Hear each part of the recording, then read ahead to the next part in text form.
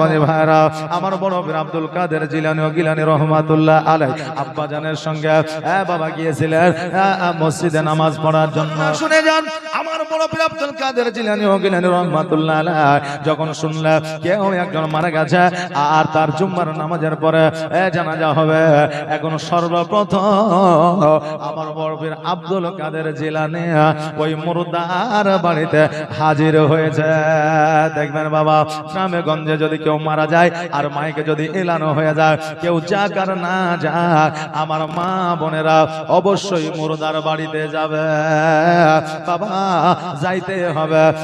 কারণ হলো মুর্দার বাড়িতে যাওয়ার জন্য বলা হয়েছে, তার আপনার ফ্যামিলিকে, তার সংসারকে সমবেদনা দিতে বলা হয়েছে, তার জানাজায় শামিল হতে বলেছে, তার দোয়ায় শামিল হতে বলেছে। এটা ঠিকই, কিন্তু বর্তমানে আমার মা বোনেরা মুর্দার বাড়িতে যাওয়ার পরে দোয়া করে না, কালেমা পড়ে না।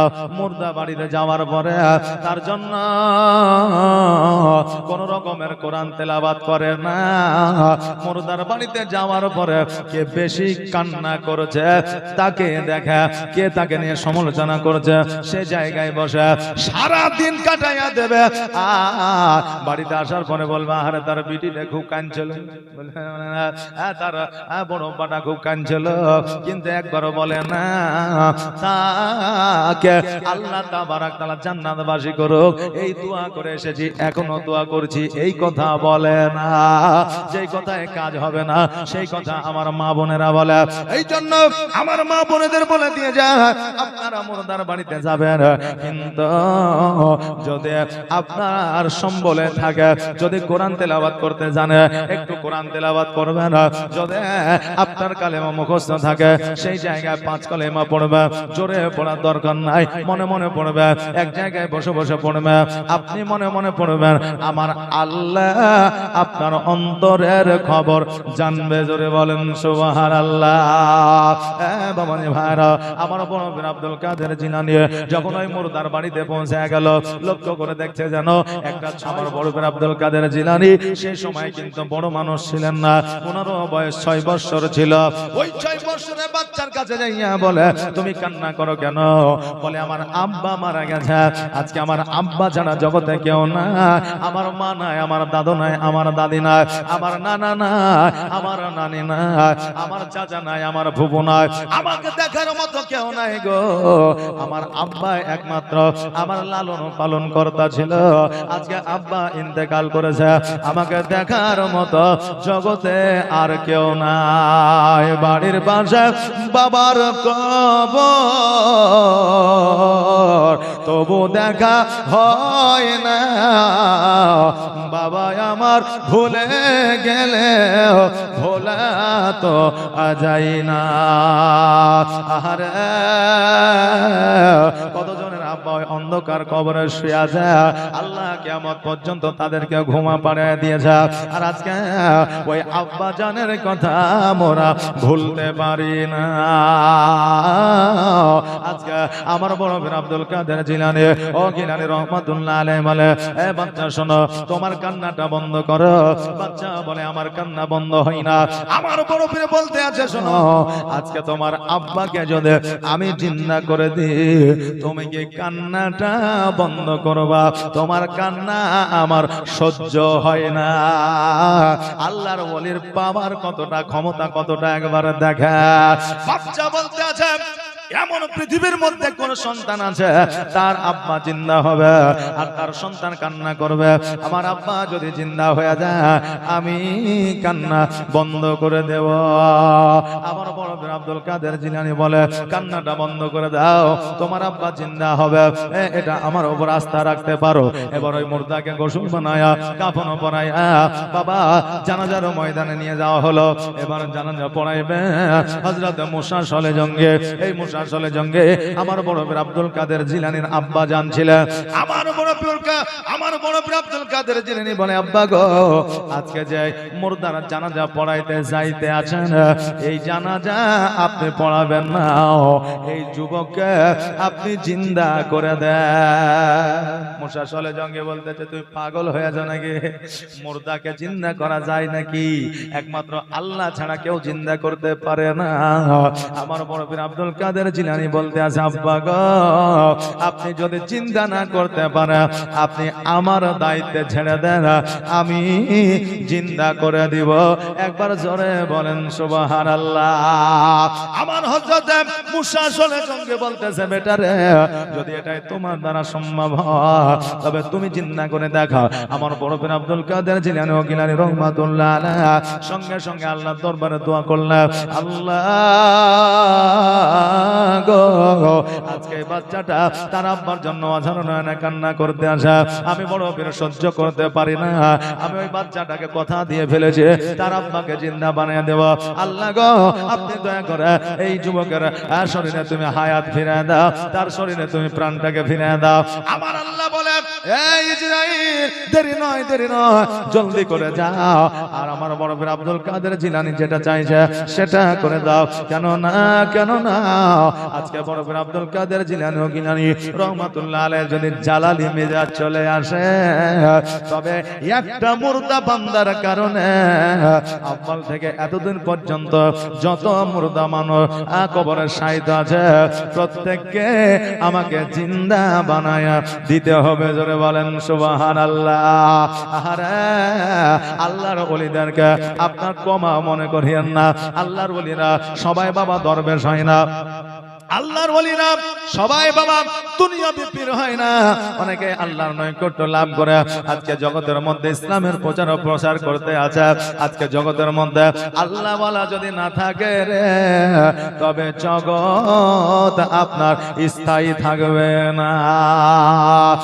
বাবাজি ভাইরা, আমার মায়েরা, আমার বড় পীর আব্দুল কাদের জিলানী ও গিলানী রহমাতুল্লাহ আলাইহি দুয়ার বা দৌলতে আমার বড় পীর আব্দুল কাদের জিলানী ওসিলা ওই মুর্দা ব্যক্তিকে আমার আল্লাহ জিন্দা বানায়া দিল। জোরে বলেন সুবহানাল্লাহ। বাবাজি ভাইরা, আজকে জগতের মধ্যে যদি আল্লাহর ওলির এত পাওয়ার হয়, জগতের মধ্যে যদি আল্লাহর ওলির এত ক্ষমতা হয়, আমার নবীর পাওয়ার কত ছিল? জোরে বলেন সুবহানাল্লাহ। জগতের মধ্যে আল্লাহর নৈকট্য লাভ তখনই করতে পারবে যখন আমার নবীকে মহব্বত করতে পারবে, তখনই আল্লাহর ওলি হইতে পারবে। যখনই আমার নবীর সঙ্গে প্রেম ও ভালোবাসা করতে পারবে তখনই তার দোয়া আল্লাহর দরবারে কবুল হবে। যখনই আমার নবীর সঙ্গে প্রেম ও ভালোবাসা অটুট হইবে। একবার আওয়াজ দিয়ে বলেন না সুবহানাল্লাহ। আল্লাহর নবী গো, নূরের নবী গো, কোন সাধনে পাইব আপনার মন। আল্লাহর নবী গো, নূরের নবী গো, কোন সাধনে পাইব আপনার মন। আর পাইলে আপনার দর্শন ধন্য হইবে আমার জীবন। চাই না নবী আমি সাদরা যারে ধন। আল্লাহর নবী গো, নূরের নবী গো, কোন সাধনে পাইব আপনার মন। আর পিতা আপনার আব্দুল্লাহ, মাতা আপনার আমিনা, দুধমা আপনার দাইমা হালিমা। আর পিতা আপনার আব্দুল্লাহ, মাতা আপনার আমিনা, আর দুধমা আপনার দাইমা হালিমা।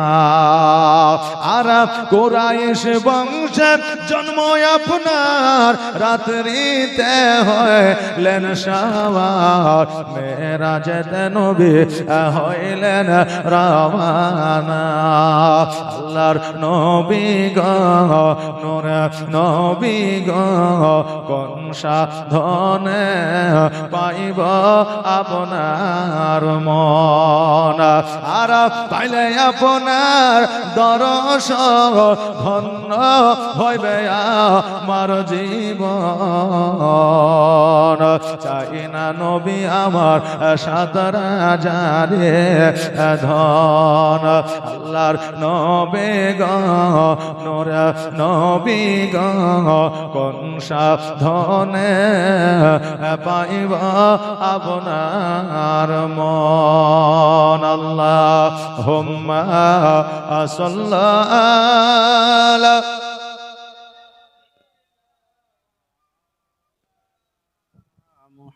মুহাম্মাদ ওয়া আলা আলি সাইয়্যিদিনা মাওলানা মুহাম্মদ সাল্লাল্লাহু তাআলা আলাইহি ওয়াসাল্লাম বাবাজি ভাইরা আমার খাজা মাইনুদ্দিন চিশতি রহমাতুল্লাহ আলাইহি ওই জায়গাতে বাবা খানকা বানায়া ইসলামের প্রচার ও প্রসার শুরু করলেন যত অসুস্থ মানুষ ওই জায়গায় যাইয়া আজকে খাজা মাইনুদ্দিন চিশতি রহমাতুল্লাহ আলাইহি দরবারে যখন বাবা হাজির হয়ে যায় উপস্থিত হয়ে যায় আল্লাহ আমার খাজা মাইনুদ্দিন চিশতি রহমাতুল্লাহ আলাইহি ওসিলা অনেকে রোগ বালা ভালো করে দেয় আজকে আল্লাহর ওলিদের মাঝে গেলে বাবা অনেকের পেরেশানি দূর হয়ে যায় অনেকে আপনার রোগ বালা মারা আপনার ভালো হয়ে যায় বাবা আজকে আমার খাজা মাইনুদ্দিন চিশতি রহমাতুল্লাহ আলাইহি দরবারে যখন মানুষ বাবা ভালো হইতে আরম্ভ করিল যখন মানুষ আমার খাজা মাইনুদ্দিন চিশতি রহমাতুল্লাহ আলাইহির কাছে যখন বাবা আপনার দলে দলে মানুষ আসতে লাগলো ইসলামের কালেমা যখন পড়তে আরম্ভ করলো তখন একজন জাদুকর আমার খাজা মাইনুদ্দিন চিশতি রহমাতুল্লাহ আলাইহির সঙ্গে পাল্লা দেওয়ার জন্য আসিল যে জাদুকরের নাম ছিল জয়পাল এই ঘটনা এই কথা আমরা অনেকেই শুনেছি কিন্তু বাবার এই ঘটনার লাস্ট শেষ সৃষ্টি আমরা অনেকে জানি না ওই জয়পাল যোগে যখন আমার খাজা মাইনুদ্দিন চিশতি রহমাতুল্লাহ আলাইহির সঙ্গে পাল্লা দেওয়ার জন্য দূর থেকে যখন আপনার জাদু ছাড়িল আমার খাজা মাইনুদ্দিন চিশতি রহমাতুল্লাহ আলাইহি জুতা মুবারক যাইয়া ওই জয়পাল যোগীকে বড় ধোলাই করেছিল আর জয়পাল যোগী যখন জাদু ছাড়িল খাজা পাকের খড়ঙ্গি পিঠে পিঠে আনিল পিঠে পিঠে আনিল আর জয়পাল যোগে যখন জাদু ছাড়িল খাজা পাকের খড় পিঠে পিঠে আনিল হায় রে জয়পাল যোগে জাদু চলে না আজমির ডাকনা খাজা আজমির ডাকনা আজমির ডাকনা খাজা আজমির ডাকনা আর মায়ের গর্ভেতে তিনি খোদার জিকির করিলে দুনিয়ায় আসিয়া তিনি 1000 লোক পাইলেন জোরে বলা যাবে না সুবহানাল্লাহ আর আওয়াজ দিয়ে বলা যাবে না সুবহানাল্লাহ একবার হাত উঠায়া বলেন ইয়া ওলি আল্লাহ নারে তাকবীর নারে রিসালাত আর মায়ের গর্ভেতে তিনি খোদার জিকির করিলে দুনিয়ায় আসিয়া তিনি 1000 লোক পাইলেন 1000 লোক পাইলেন মায়েরি গর্ভেতে তিনি খোদার জিকির করিলেন দুনিয়ায় আসিয়া তিনি 1000 লোক পাইলেন তাই তো সারা জগৎ তোমার ওই জন্য হইল দিবানা ডাকো না খাজা আজমিরে ডাকো না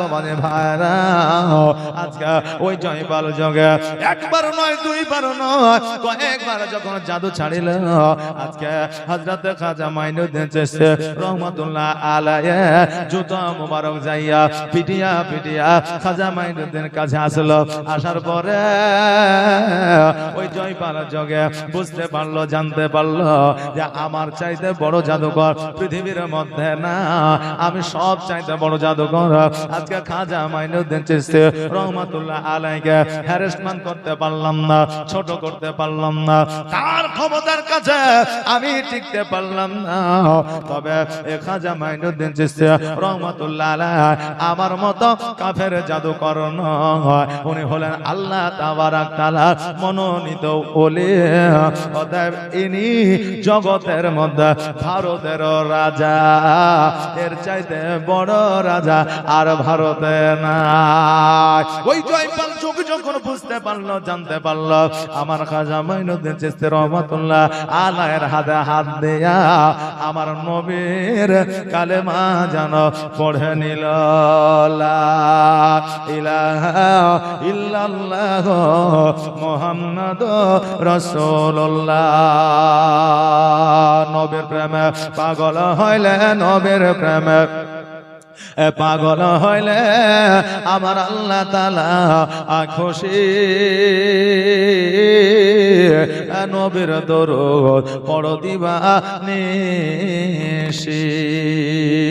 নবীর দরুদ পড়ো দিবানিশি নবীর প্রেমে পাগল হইলে নবীর প্রেমে পাগল হইলে আমার আল্লাহ তাআলা খুশি নবীর দরুদ পড়ো দিবানিশি ও কি নবীর প্রেমে পাগল হইলে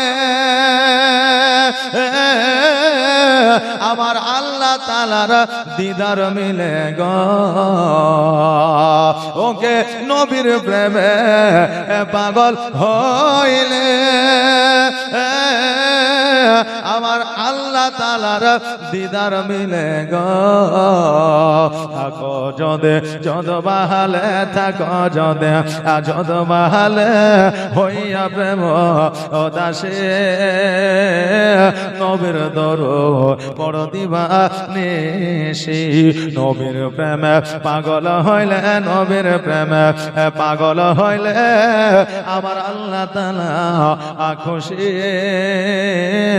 নবীর দরুদ পড়ো দিবানিশি নবীর দরুদ পড়ো দিবানিশি বাবাজি ভাইরা আজকে জগতের মধ্যে পৃথিবীর মধ্যে যত রোগ আছে বালাই আছে এমন রোগ বালা জগতের মধ্যে আছে যেই রোগ ডাক্তার ভালো করতে পারে না যেই রোগ মাস্টার বিজ্ঞান ভালো করতে পারে না যেই রোগ এমআরআই করে রোগ আপনার চিহ্নিত করা যায় না ওই রোগ অনেক সময় আল্লাহর ওলির মাজারে গিয়ে ভালো হয়ে যায় আজকে শিক্ষিত সমাজ আমাকে হয়তো বলবে পাগল এত বড় বড় ডাক্তার থাকার পরেও আজকে নাকি ডাক্তার ভালো করতে পারে না মাজারে ভালো হয়ে যায় আজকে আমাকে শিক্ষিত সমাজরা হয়তো অনেকে আঙুল তুলবে কমেন্ট করবে যে এই মৌলানারা পাগল আমি ওই কোয়ালিফাইড পারসন লোকদের বলে দিয়ে যাই আজকে পৃথিবীর মধ্যে সব রোগের ওষুধ আছে কিন্তু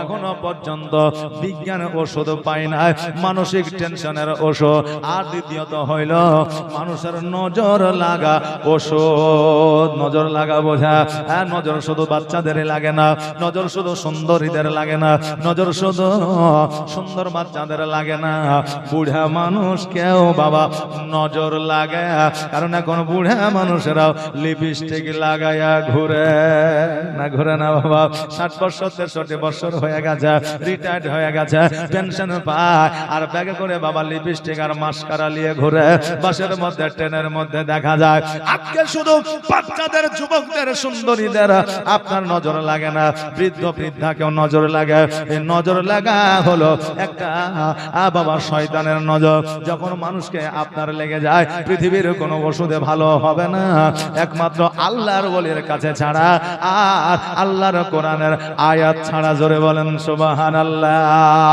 বেরাদার, আল্লাহর ওলিদের কাছে বড় বড় রোগবালা আপনার ভালো হয়ে যায়। আমাদের হযরত কাজী শাহ মুসলিম নামে একজন আল্লাহর ওলি ছিল। ওনার কাছে আপনার জাদ্রিস নামক একজন ব্যক্তি ছিল। ওই ব্যক্তিটা আপনার সদ্য বিবাহ করেছিল, মানে নতুন বিবাহ করেছিল। আর নতুন বিবাহ করার পরে 1 মাস পার হইতে না হইতে ওই যুবক যেন পাগল হয়ে গিয়েছিল। আজকে আপনার বড় বড় ব্রেনের ডাক্তার, মাথার ডাক্তার, হাসান ডাক্তার, হুমায়ুন কবির কত ডাক্তার ছিল, সমস্ত ডাক্তারকে বাবা দেখানো হয়েছিল, প্রত্যেকেই ফেলওয়ার হয়ে গিয়েছিল। বলে এর ব্রেন আর ঠিক হবে না। সময় ছিল, সময়টা অতিবাহিত হয়ে গেছে, সময়টা পার হয়ে গেছে, একে আর ভালো করা যাবে না। আজকে হায়দ্রাবাদ আর আপনার ব্যাঙ্গালোর কত জায়গায় না নিয়ে যাওয়া হয়েছিল, কিন্তু সমস্ত জায়গায় বলে দিয়েছিল যে এর রোগ ভালো হবে না।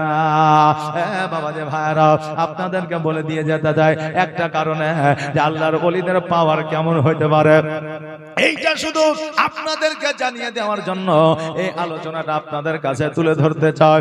আজকে ওই জাদ্রিস নামক বান্দা আজকে বিবাহ করার 1 মাস পরে পাগল হয়েছিল।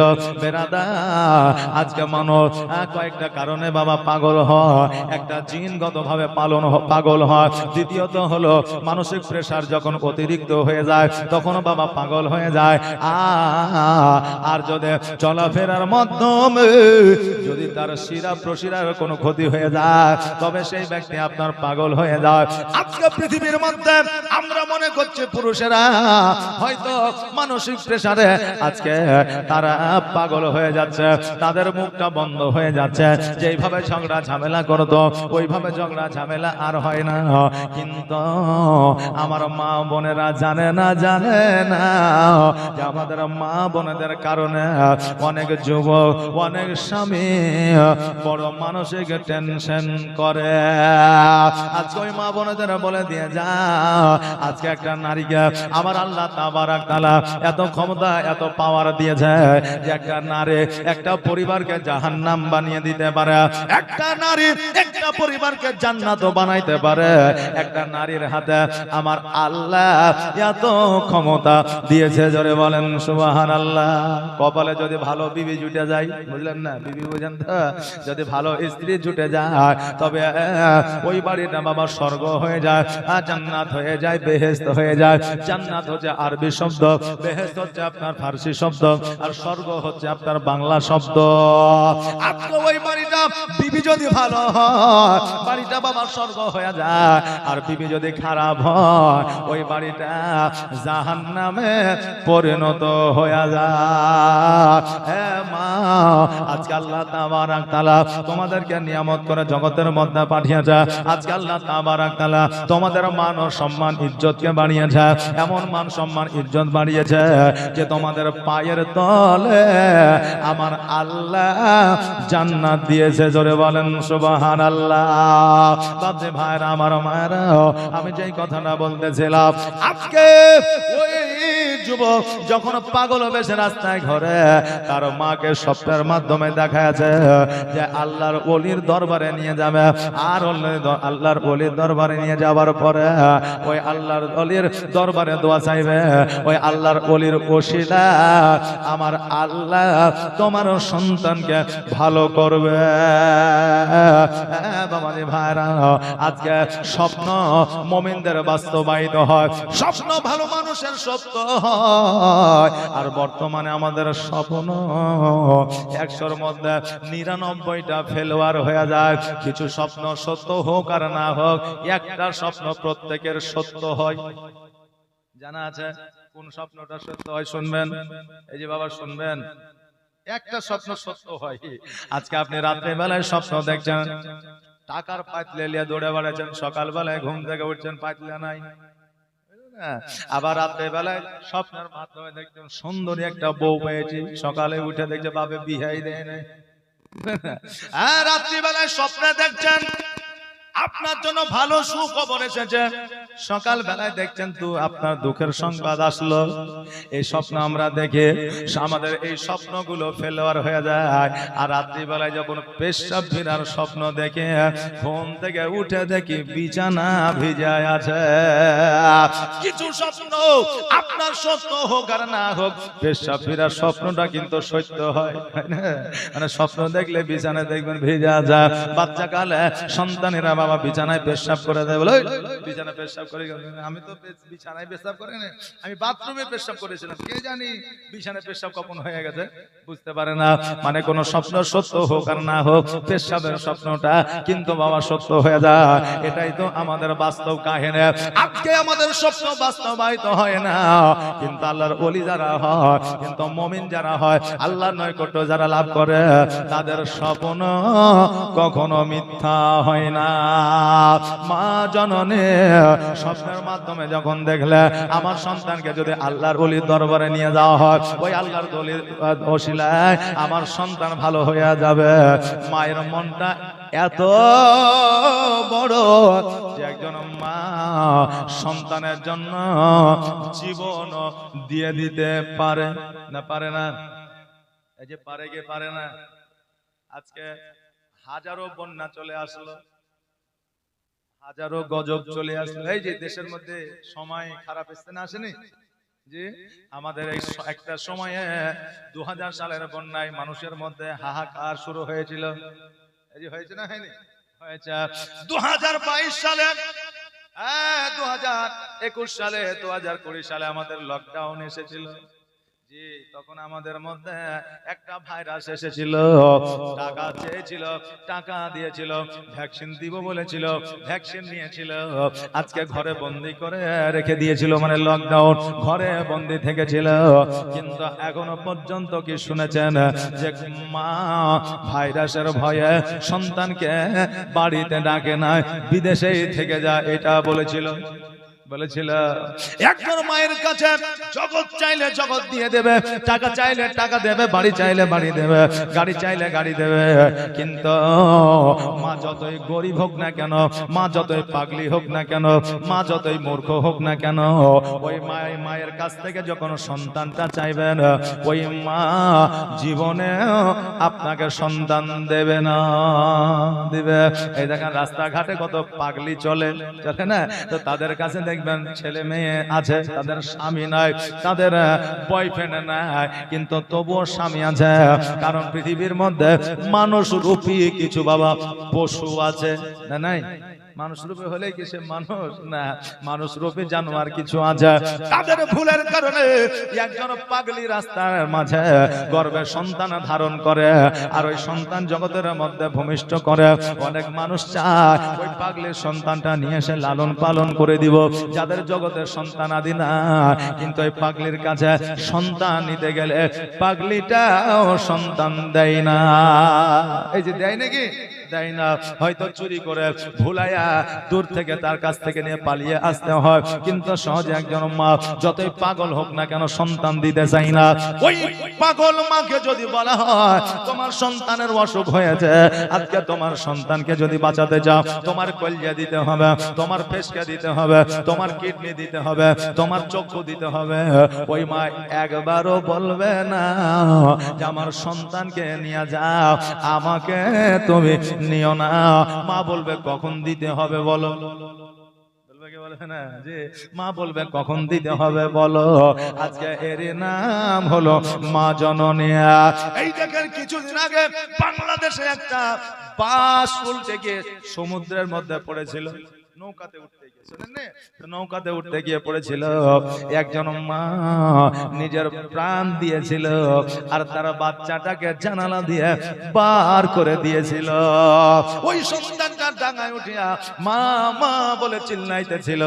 ওগো মা, আজকে তুমি নিজে বাঁচতে চাইলে তুমি বাঁচতে পারতে, কিন্তু তুমি নিজে না বাঁচিয়া আমাকে তুমি বাঁচায় দিয়েছো। জোরে বলেন সুবহানাল্লাহ।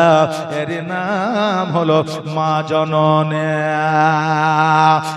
বাবা এত যত্ন এত কষ্ট করে ওই মা লালন পালন করলো, একটা সময় ওই মাকে যদি কষ্ট দিয়ে দেন, ওই মাকে যদি ব্যথা দিয়ে দেন, ওই মাকে যদি যন্ত্রণা দিয়ে দেন, আমার আল্লাহ আরশে আজিম পর্যন্ত হিলা যায়। আর যে সন্তান মাকে কষ্ট দিয়া কথা বলে, ওই সন্তান যদি 112 হজ করে, তার নসিবে জান্নাত জুড়বে না। এই জন্য বলছে মায়ের দিলেতে ব্যথা কখনো দিও না, কখনো দিও না। আর মায়ের দোয়া পাওয়া যাই গো,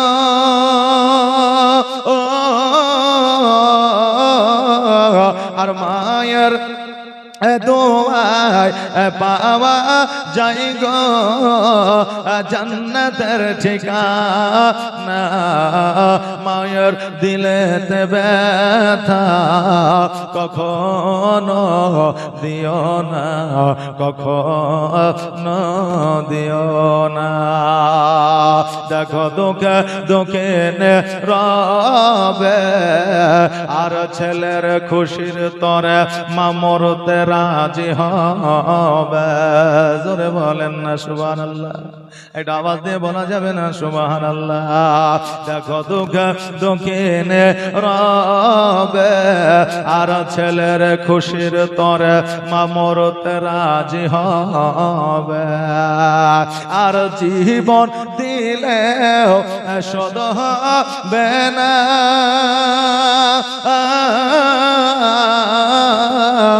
আর জীবন দিলেও শোধ হবে না।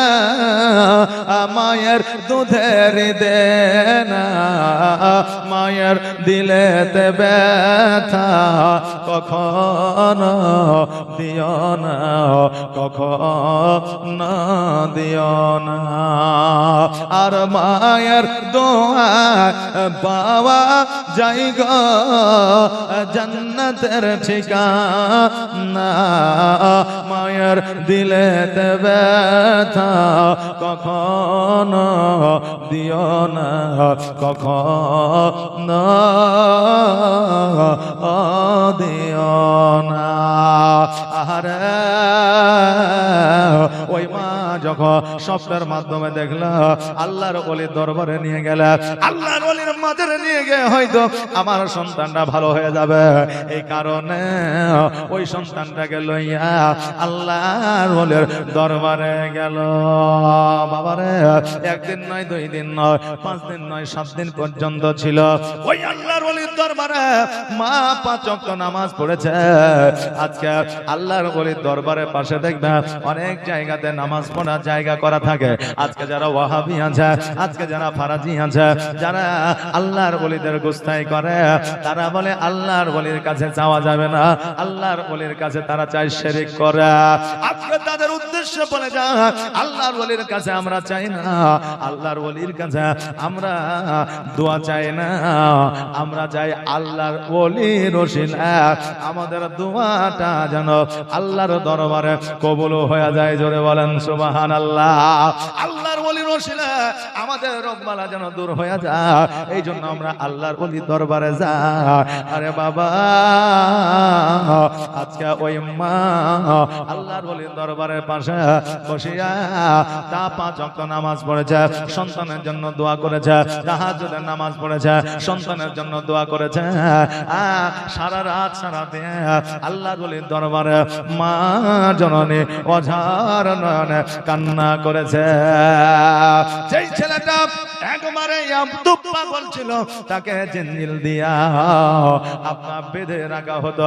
জিনজিন যদি ছেড়ে দেওয়া হতো তবে মানুষকে খাম করে দিত, কামড়ে আনিত, মারধর করত। এই জন্য জিনজিন দিয়া আপনার বাধা ছিল। হঠাৎ করিয়া 7 দিন পরে মাগরিবের নামাজের পরে একজন মুখ বড় দাঁড়িয়ে, মাথায় তার টুপি, গায়ে তার সাদা পাঞ্জাবি, সাদা লুঙ্গি, মাগরিবের পরে ওই মায়ের কাছে এসেছিল। আসার পরে করে বলে এই বাচ্চাটাকে বাধা কেন?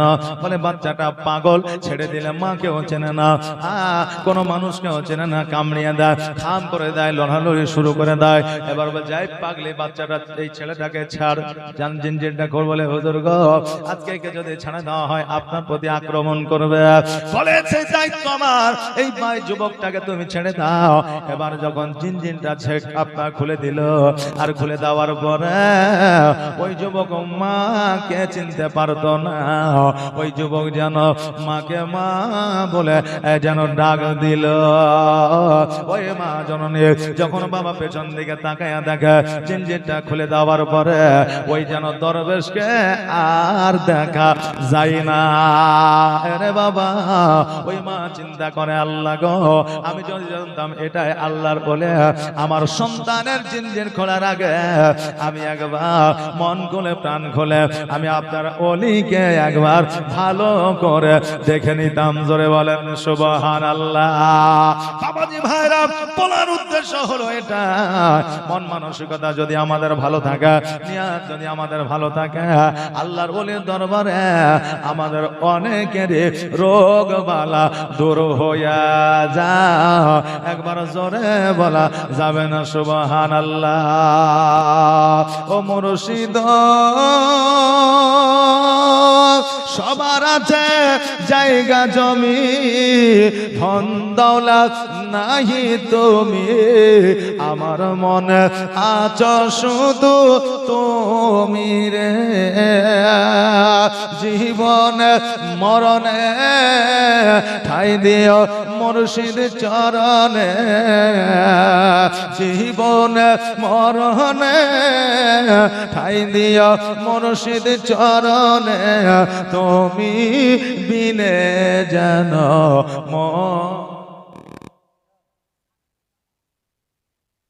সুবহানাল্লাহ।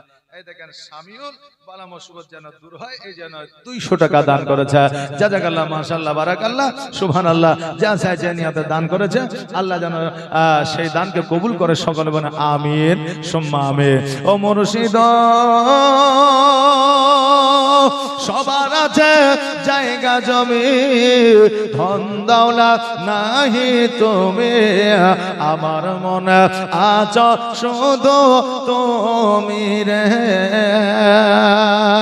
জীবনে মরণে ঠাই দিও মুর্শিদ চরণে, জীবনে মরণে ঠাই দিও মুর্শিদ চরণে, তুমি বিনে যেন আমরি রে।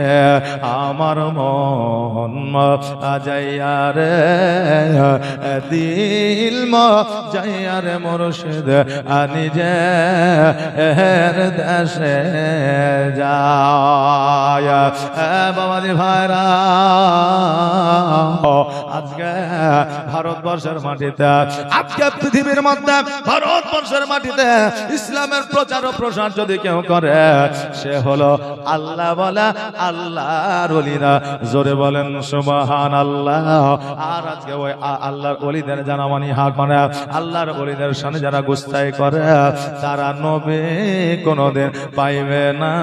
আর নবী যদি না পাওয়া যায়, আল্লাহকে তারা পাবে না, আল্লাহকে তারা পাবে না। বাবজি, আজকে আল্লাহর ওলির শানে ওয়াজ হচ্ছে, আর আল্লাহর ওলির শানে ওরস হচ্ছে, আর আল্লাহর ওলিকে লক্ষ্য করে আজকে এই মাহফিল সেজেছে। তো আজকে এই আল্লাহর ওলির শানে আপনারা ওয়াজ শুনে যাচ্ছেন। হয়তো অনেকে জিজ্ঞাসা করবে, রে আল্লাহর ওলির দরবারে যে গেলে আর জালসা যে শুনলি, তো তোদের লাভ কি হইল? যদি বলে কি বলবেন? উত্তরটা কি দেবেন? এতক্ষণ পর্যন্ত শুনলেন, সুবহানাল্লাহ। হ্যাঁ, তাদেরকে বলবেন যে আমাদের আল্লাহর ওলির দরবারে যাইয়া কোন লাভ হোক আর না হোক, আহলে সুন্নাত ওয়াল জামাতের মানুষ আমরা যে নবীকে ভালোবাসি, তার প্রমাণ আমরা দিলাম আল্লাহর ওলির দরবারে যাইয়া। এই রাত্রিটার কথা একদিন আল্লাহকে আমরা বলে দিব, আর যারাই গেছিল, যারাই দেখেছিল, তারা সাক্ষী হয়ে যাবে। জোরে বলেন সুবহানাল্লাহ। একবার আওয়াজ দিয়ে বলেন না সুবহানাল্লাহ। আর যদি এসেছেন বসেছেন শুনলাম শুনলাম না শুনলাম চলে গেলাম তাহলে কিন্তু বাবা হবে না। শুনলে কিন্তু একটু মন দিয়ে শুনতে হবে। শেষের বক্তা আমি তো, জি আমি শেষের বক্তা, মধ্যরাত্রির বক্তা। এই সময়ে অনেক মানুষের ঘুম এসে যায়। জি প্রথম যখন বক্তা উঠে তখন একটু জাজবা থাকে যে না ওয়াজটা একটু শুনতে হবে। এবার ওই বক্তার 1-1.5 ঘন্টা যখন ওয়াজ হয়ে যায় বলে খুব তো শোনা হইলে তো একবার মেলাটা ঘুরে আসে। এখন মেলাটা ঘুরে বেরিয়ে যদি একটা পাপড় পাইলে তো কড়মড় করে চাবিয়া খাইলো, আর দুখান জিলাপি লিয়ে একান জিলাপি ফেলাইলো, আর একান খাইয়া জালসায় এসে বসলো।